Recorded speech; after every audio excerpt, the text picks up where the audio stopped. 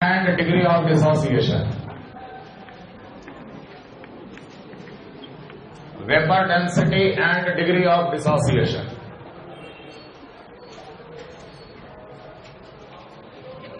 क्योंकि हम लोग डिग्री ऑफ डिसोसिएशन में बात कर रहे हैं, मतलब कि it will be valid for a single reactant system.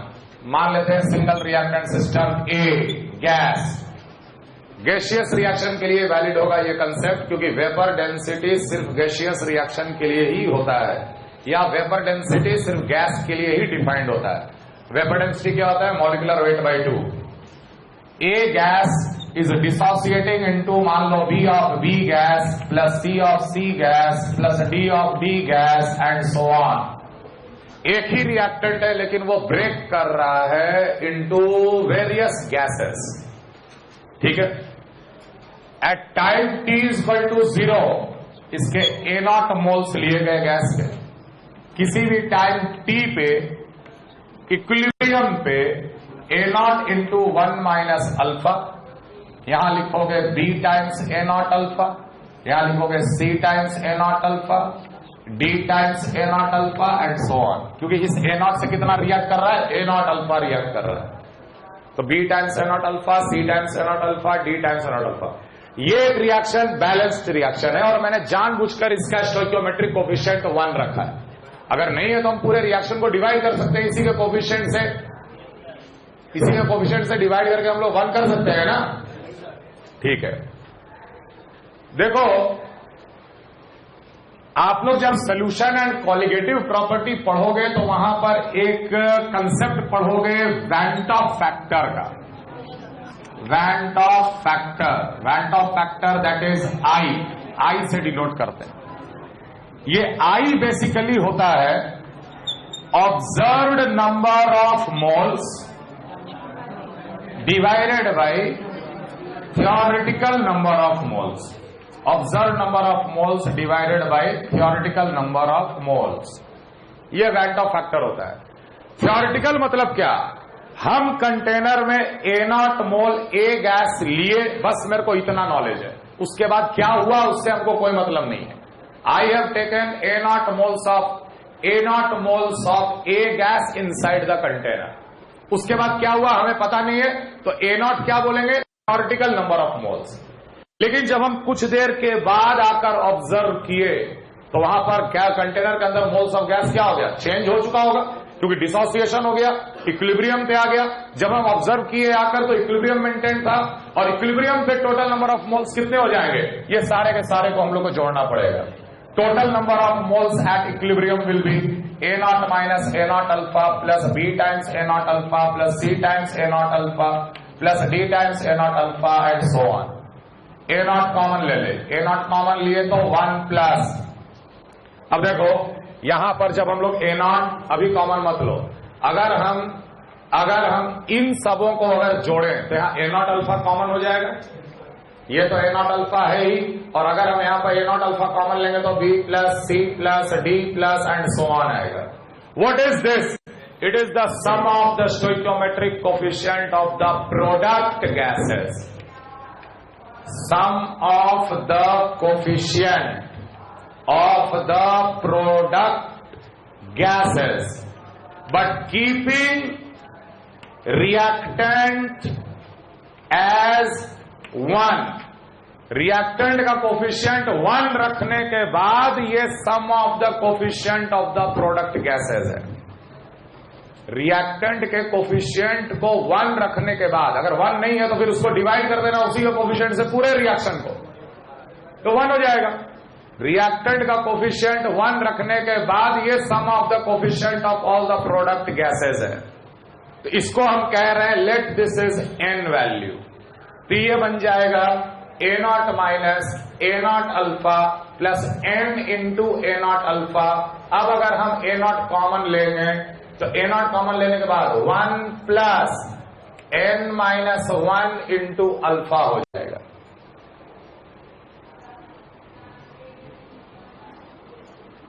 है ना?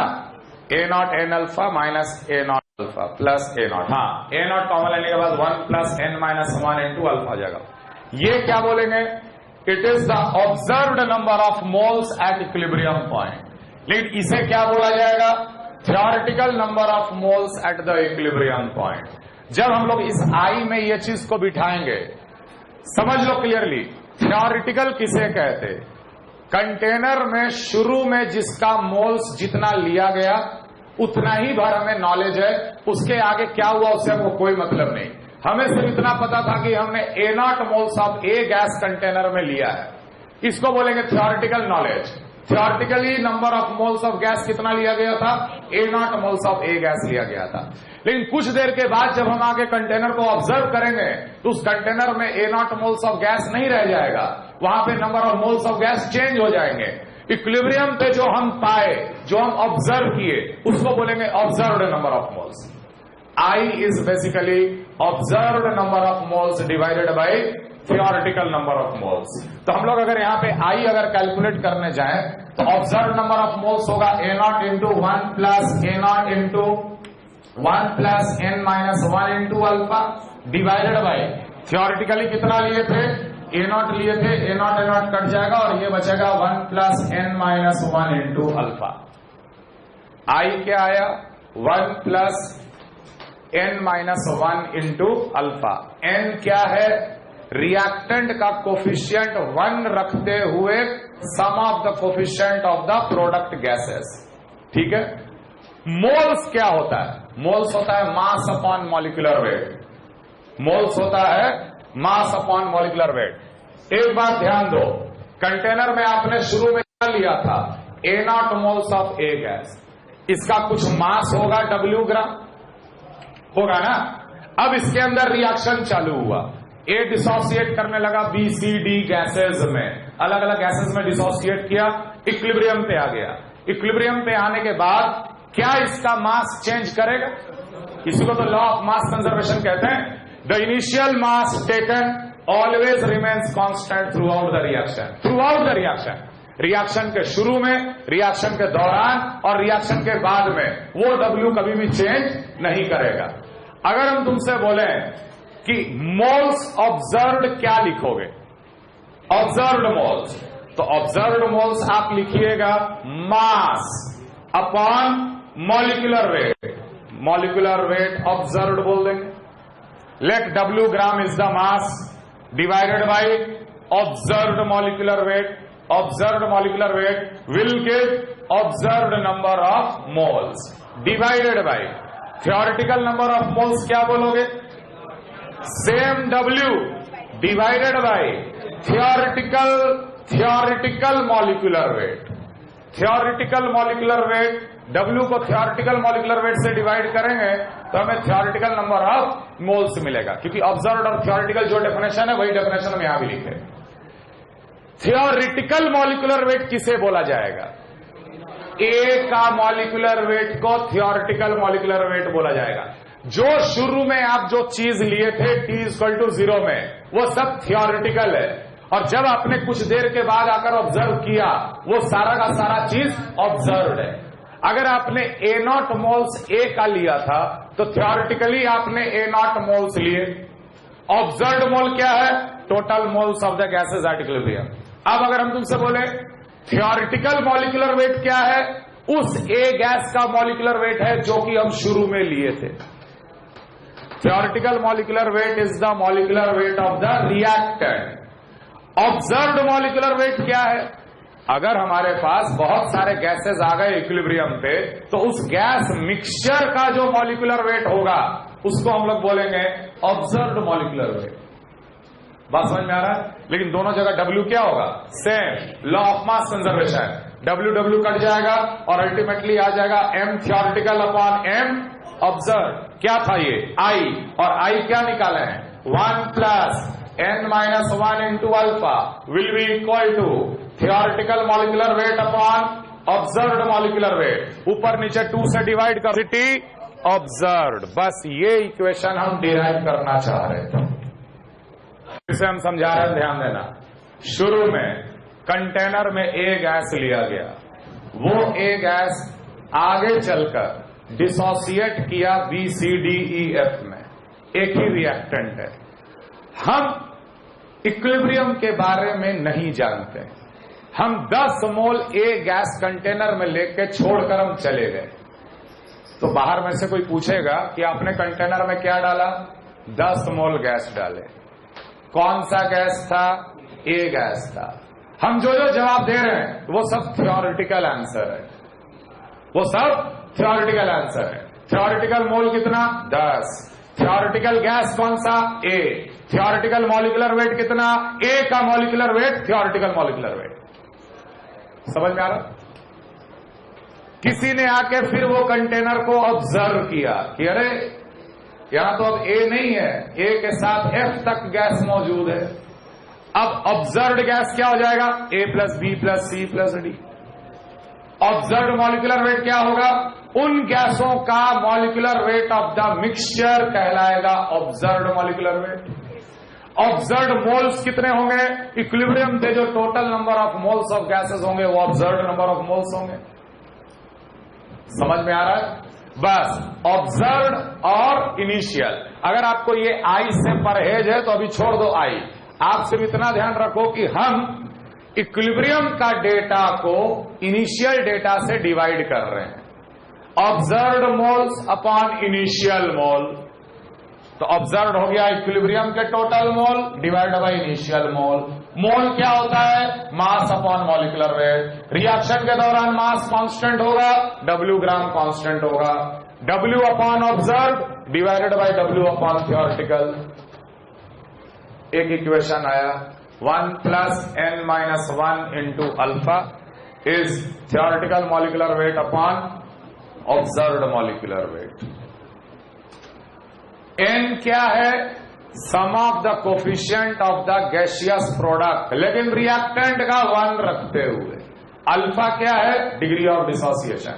इस तरीके से हम लोग डिग्री ऑफ डिसोसिएशन को वेपर डेंसिटी या मॉलिक्यूलर वेट से रिलेट कर देते हैं। क्लियर? कॉपी करो, इसके ऊपर सवाल देखो तो और आपको समझ में आएगा।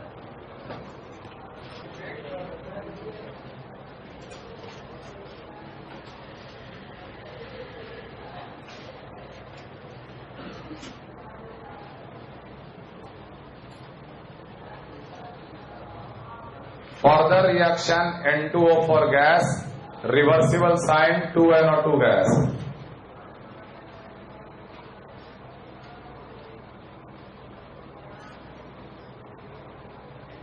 For the reaction N2O for gas giving 2NO2 gas is maintained in a closed vessel at 60 degrees centigrade. Is maintained in a closed vessel at 60 degrees centigrade. Full stop. Full stop. At 5 atmosphere pressure, the average molecular weight found was 69.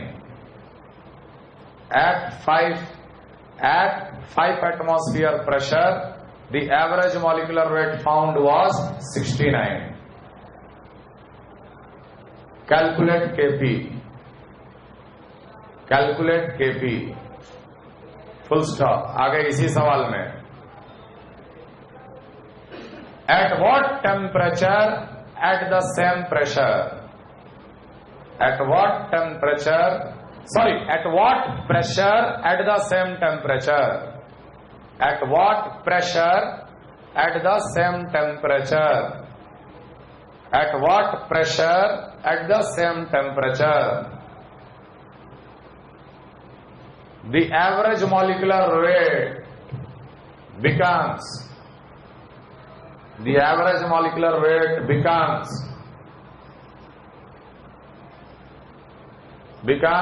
90. At what temperature, at what pressure at the same temperature the average molecular weight becomes 90. अगला सवाल PCl5 dissociates according to, PCl5 dissociates according to, PCl5 dissociates according to, PCl5 giving PCl3 plus Cl2. लिख लिए, full stop. At 523 kelvin, at 523 kelvin Kp is equal to 1.78, Kp is equal to 1.78 atmosphere. Find the density of the equilibrium mixture at a total pressure of 1 atmosphere. Find the density of the equilibrium mixture. Find the density of the equilibrium mixture at a total pressure of 1 atmosphere. Find the density of the equilibrium mixture at a total pressure of 1 atmosphere.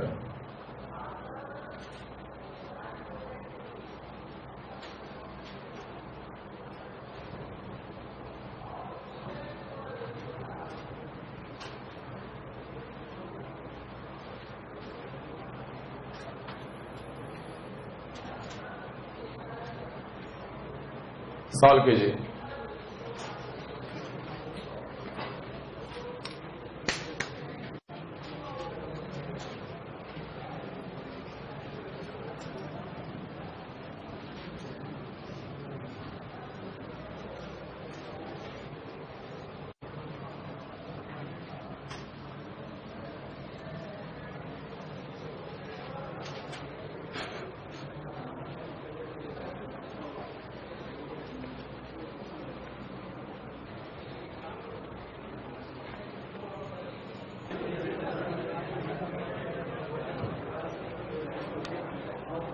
पहला सवाल में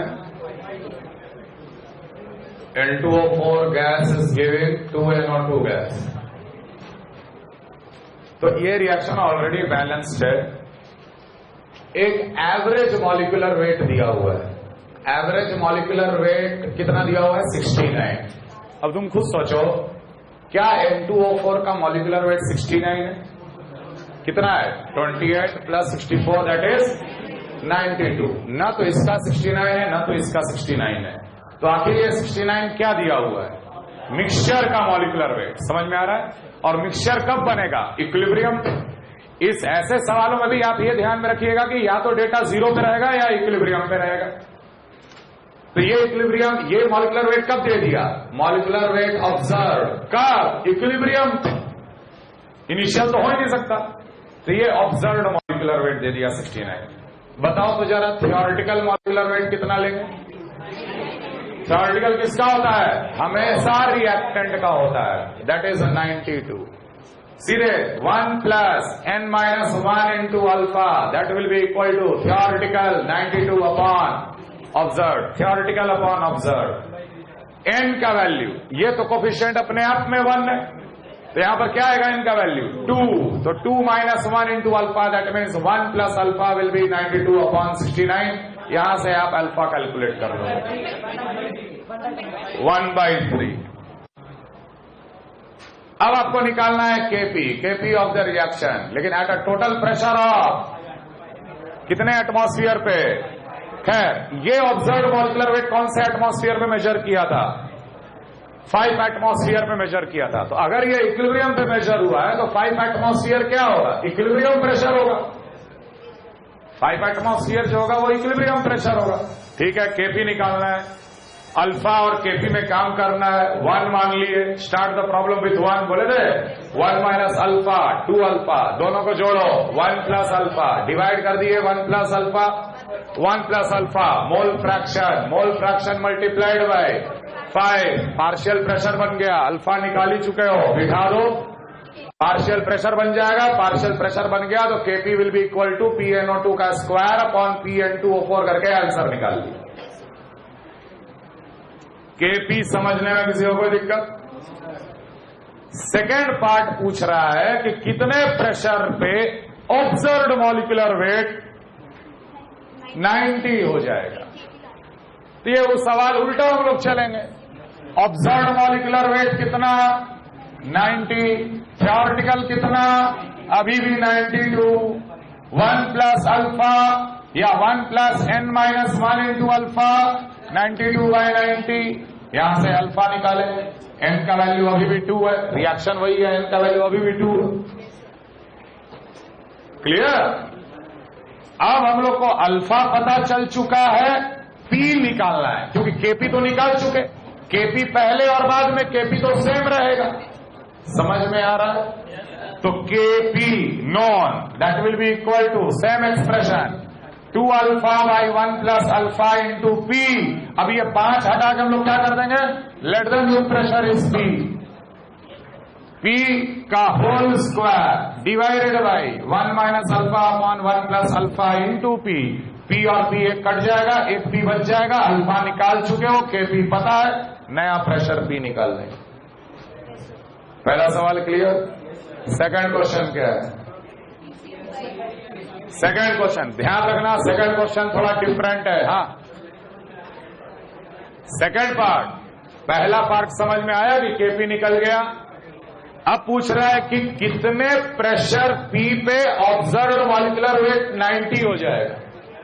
observe दिया है, theoretical दिया है, अब नया alpha निकाल ले। नया अल्फा पता चल गया, Kp पता ही है, फिर से रिएक्शन ऐसे लिखेंगे, यही सब चीज, बस 5 हटा के क्या लिख दोगे, P लिख दोगे। समझ में आ रहा? अगला सवाल क्या कह रहा है, PCl5 ब्रेक किया PCl3 प्लस Cl2 में, और Kp दे रखा है 1.78, Kp इज 1.78।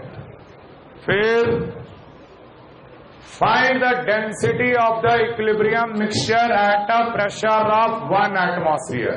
जरा मेरे को कोई बताएगा ये 1 एटमॉस्फेयर क्या है? इनिशियल प्रेशर है कि इक्विलिब्रियम प्रेशर? इक्विलिब्रियम पे प्रेशर है ना? इक्विलिब्रियम प्रेशर दे रखा है 1 एटमॉस्फेयर। क्या पूछ रहा है? डेंसिटी। ध्यान रखना, डेंसिटी और वेपर डेंसिटी बिल्कुल अलग अलग चीज है। समझ में आ रहा है? Density of the equilibrium mixture, formula कौन सा लगाएंगे?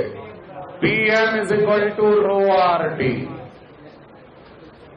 प्रेशर 1, मॉलिक्यूलर वेट चाहिए, डेंसिटी निकालना है 0.082, टेम्परेचर दिया है कुछ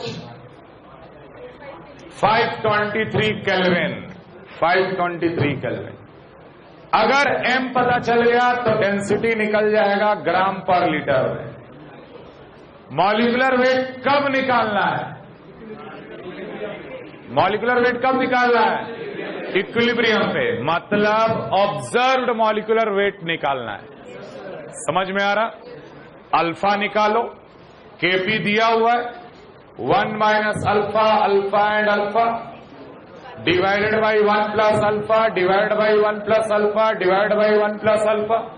मोल फ्रैक्शन, प्रेशर कितना? 1 एटमॉस्फेयर, सबको 1 से गुना कर दिए, पार्शियल प्रेशर। ऐसा लग रहा सेना आ गया, सेना खड़ा है अटैक मारने के लिए। Partial pressure Kp is equal to PCl3 into Cl2 divided by 1 minus alpha upon, एक कटेगा, ये सिंपल बन जाएगा alpha square upon 1 minus alpha square. Kp solve करके अल्फा निकालेंगे, अल्फा नॉन, अल्फा पता चल गया, कितना आता है? 0.8।